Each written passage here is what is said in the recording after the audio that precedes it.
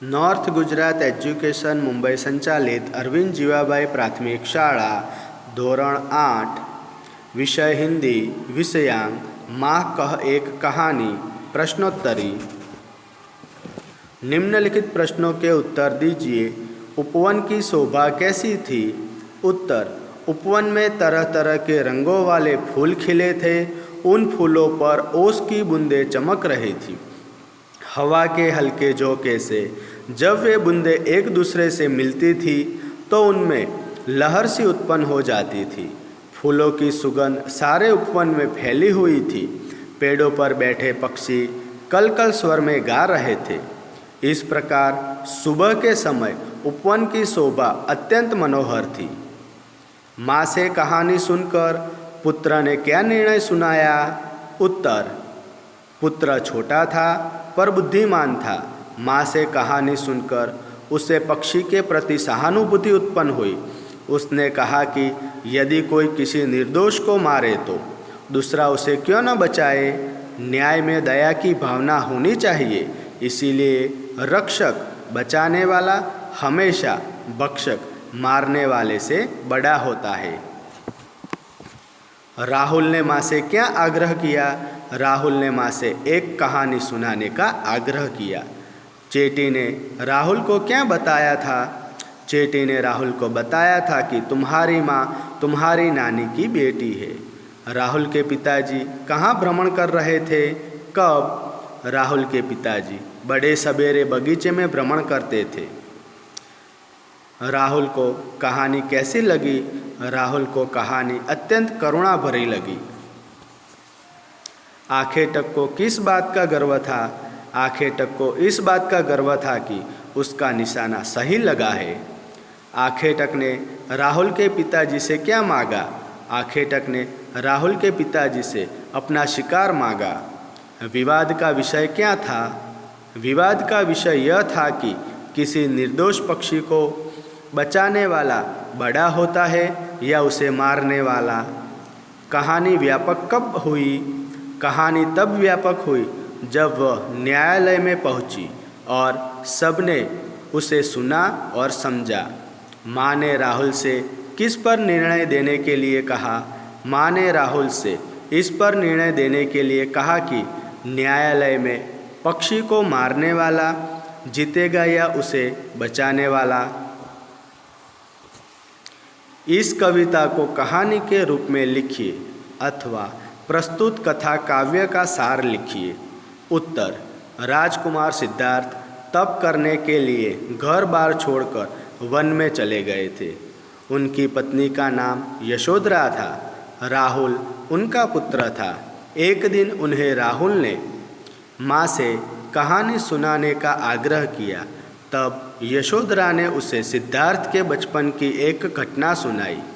एक सुबह सिद्धार्थ बगीचे में टहल रहे थे। अचानक बाण से घायल एक हंस उनके पास आकर गिरा। सिद्धार्थ ने उसे उठा लिया।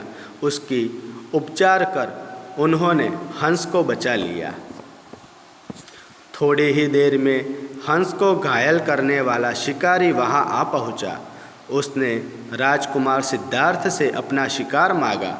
सिद्धार्थ ने उसे हंस देने से साफ इनकार कर दिया। शिकारी बोला, यह हंस मेरे बाण से घायल हुआ है, इसीलिए यह मेरा है। सिद्धार्थ ने कहा, मैंने इसे बचाया है, इसीलिए इस हंस पर मेरा अधिकार है। दोनों में हंस को लेकर विवाद छिड़ गया। अंत में मामला न्यायालय में पहुंचा। यशोधरा ने राहुल को इतनी कहानी सुनाकर राहुल से कहा, अब तू बता कि घायल हंस पर किसका अधिकार होना चाहिए? राहुल ने कहा, इस मामले में न्याय दया के पक्ष में होना चाहिए। जिसने घायल हंस को बचाया उसी को हंस मिलना चाहिए, क्योंकि बचाने वाला मारने वाले से बड़ा होता है। माँ ने बेटे की प्रशंसा करते हुए कहा, तूने कहानी सुनी ही नहीं, उस पर विचार भी किया। तुझसे ऐसे ही न्याय की अपेक्षा थी। अगर पाठशाला के सामने दुर्घटना हुई तो आप क्या करेंगे? उत्तर: अगर हमारी पाठशाला के सामने कोई दुर्घटना हुई तो हम तुरंत पहुंचकर दुर्घटनाग्रस्त व्यक्ति को स्कूल में लाएंगे। प्राथमिक चिकित्सा पेटी में से दवा और मरहम पट्टी से उसका उपचार करेंगे। यदि चोट अधिक गंभीर हुई तो हम आसपास से डॉक्टर को बुलाएंगे या घायल को अस्पताल पहुंचाएंगे। एक दिन अकबर ने बीरबल से पूछा, बीरबल, दुनिया में सबसे अधिक शक्तिशाली कौन है? बीरबल ने क्या कहा होगा, सोचकर कहानी को आगे बढ़ाइए। उत्तर: एक दिन अकबर ने बीरबल से पूछा, बीरबल, दुनिया में सबसे अधिक शक्तिशाली कौन है? बीरबल ने कहा, जहाँपना, दुनिया में सबसे शक्तिशाली सूरज है। बादशाह ने पूछा, कैसे? तब बीरबल ने बादशाह को निम्नलिखित कहानी सुनाई। एक बार हवा, पानी और सूरज में बहस छिड़ी। तीनों स्वयं को सबसे अधिक शक्तिशाली बता रहे थे। एक देवदूत ने उन तीनों की बातें सुनी। उसने कहा, देखो, वह यात्री कोट पहने जा रहा है। जो उसका कोट निकलवा दे वही सबसे अधिक शक्तिशाली है। सबसे पहले हवा आगे बढ़ी और तेज चलने लगी। उसने तूफानी रूप ले लिया। यात्री का कोट फड़फड़ाने लगा। उसने हाथ से कसकर कोट को पकड़े रखा। आखिर हवा ने हार मान ली। अब पानी ने अपनी ताकत दिखानी शुरू कर दी। जोर की बारिश होने लगी। यात्री पूरी तरह भीग गया, पर उसने कोट न निकाला। अंत में सूरज की बारी आई। इतनी तेज धूप निकली कि यात्री गर्मी सहन न कर सका। वह पसीना पसीना ही गया। परेशान होकर उसने कोट निकाल दिया। सबने सूरज की शक्ति का लोह मान लिया। बादशाह ने भी बीरबल की बात का समर्थन किया। निम्नलिखित वाक्यों को सूचना के अनुसार फिर से लिखिए। मैं अहमदाबाद जा रहा हूँ। भविष्यकाल बनाइए।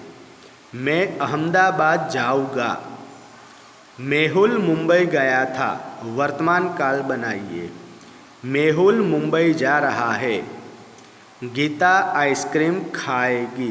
भूतकाल बनाइए। गीता ने आइसक्रीम खाई। रेखांकित शब्दों के वचन बदलकर वाक्यों को फिर से लिखिए। लड़की ने नई सलवार पहनी है। अध्यापक ने छात्र को कहानी सुनाई। प्रधानमंत्री ने अपने मंत्री से देश की समस्या पर बातचीत की।